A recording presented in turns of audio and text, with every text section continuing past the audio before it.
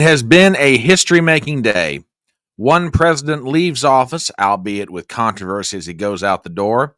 A new president is inaugurated into office. The pomp, the circumstance, the celebration. Donald John Trump has been sworn in as the 47th president of the United States. Executive orders are being signed, and as if the day weren't eventful enough, Donald Trump capped it off tonight with the fulfillment of a long-held promise, the issuance of pardons to over 1,500 January 6 defendants. We've got the details, so hang on, folks. We're going to get into this in just 1 second.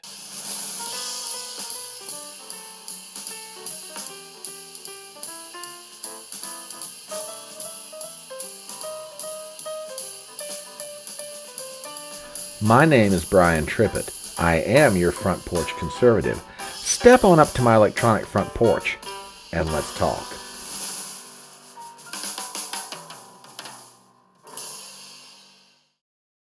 Hi, folks. Brian Trippett here, the Front Porch Conservative, and I was wondering if you would do me a small favor.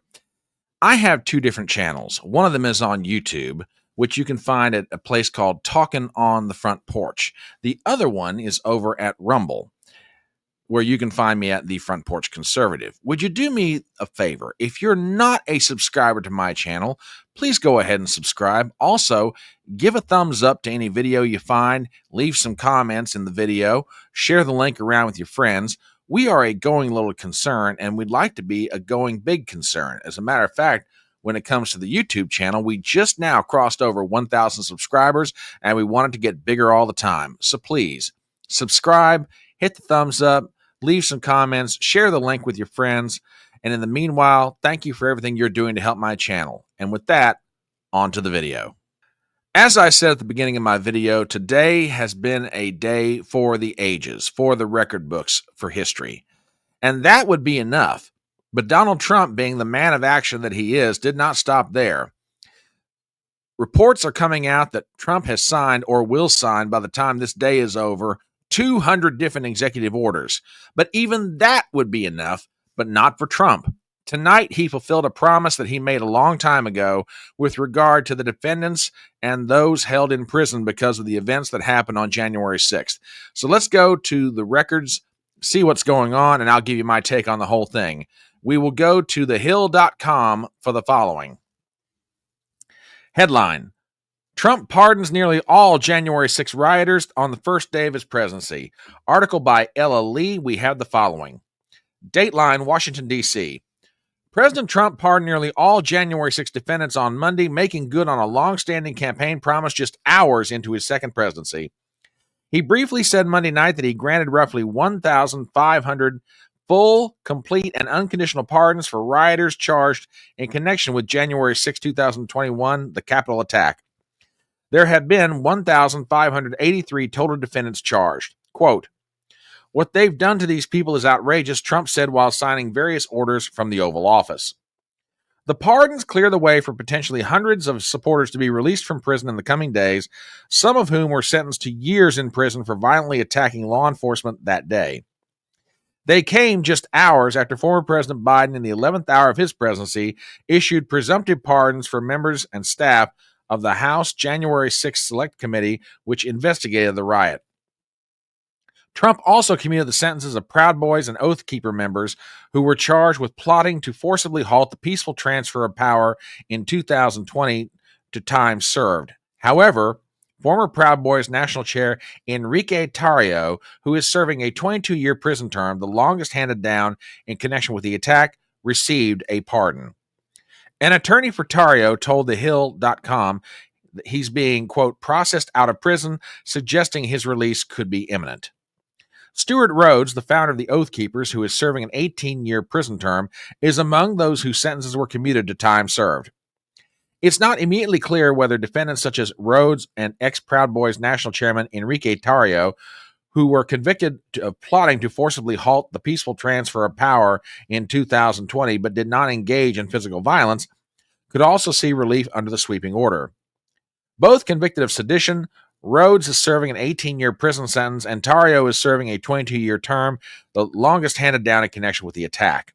However, an attorney for Tarrio said he's being processed out. Release could be imminent. About 600 January 6 defendants were accused of assaulting, resisting, or impeding police. 10 were convicted of sedition. The crown jewel of the Justice Department's sprawling prosecution. Trump also ordered the Justice Department to take steps to throw out all pending indictments against January 6 defendants, whose cases have not yet been fully adjudicated, a decision that would shut down roughly 470 ongoing cases. Trump's long vowed to grant clemency to those who descended on the Capitol as Congress certified the 2020 election win of his Democrat opponent, former President Joe Biden, describing them on the campaign trail as political prisoners and hostages. All right, let's talk about this for a few minutes. The questions surrounding the January 6th incident, no, I did not call it an insurgency. I did not call it a insurrection, you'll notice, because those terms do not apply. At worst, you can call what happened at the Capitol on January 6, 2021, violent trespass and other things, but you cannot call it an insurrection. If anything, Trump is correcting a long overdue imbalance in the scales of justice. He has fulfilled his word. He has pardoned the J6 defendants. Notice I did not call them rioters. It's kind of hard to be a rioter when you're invited to walk in the building, as has been evidenced now by videos that have come out over the years.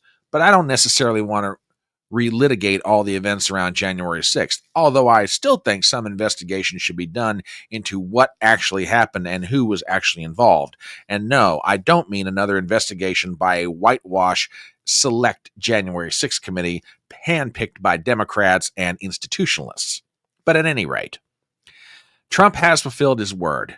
The J6ers are now pardoned, and those that aren't pardoned have been granted clemency, perhaps on their way to a full pardon.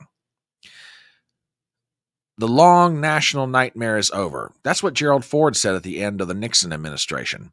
And now the long national nightmare for these individuals is over. And now we begin the steps toward restoring the balance in the scales of justice. Where does it go from here? Well, my hope is this, that for not only the January 6th defendants, but for everyone else involved in and around the District of Columbia, that we begin to put in place processes that prevent this sort of thing from ever happening again. The abuses that were done to the January 6th defendants are something that should not happen to any American. And it is my hope that beyond the question of these pardons, that Donald Trump and the upcoming Congress that he'll be working with, again, put in place certain laws, change certain policies to keep this sort of thing from happening again. All these individuals did were come to the Capitol to protest what they felt was an election with severe irregularity. What it turned into was something that was never intended. Who did the turning into and who, shall we say, maneuvered the situation? Well, time is yet to tell. But we do know this much. Now, at long last, these individuals are free. As well they should be. But that's what I've got to say about it. What do you think? As we start to wrap up this video, please do me some favors as always. Number one, if you're not a subscriber to this channel, please do so. Number two, please leave a comment in chat. I would love to know what you think about all this. Also, if you liked the video, give it a thumbs up, share the link around with your friends, and otherwise, please help us try and grow this little channel. My name is Brian Trippett. I am your Front Porch Conservative, and I will see you next time.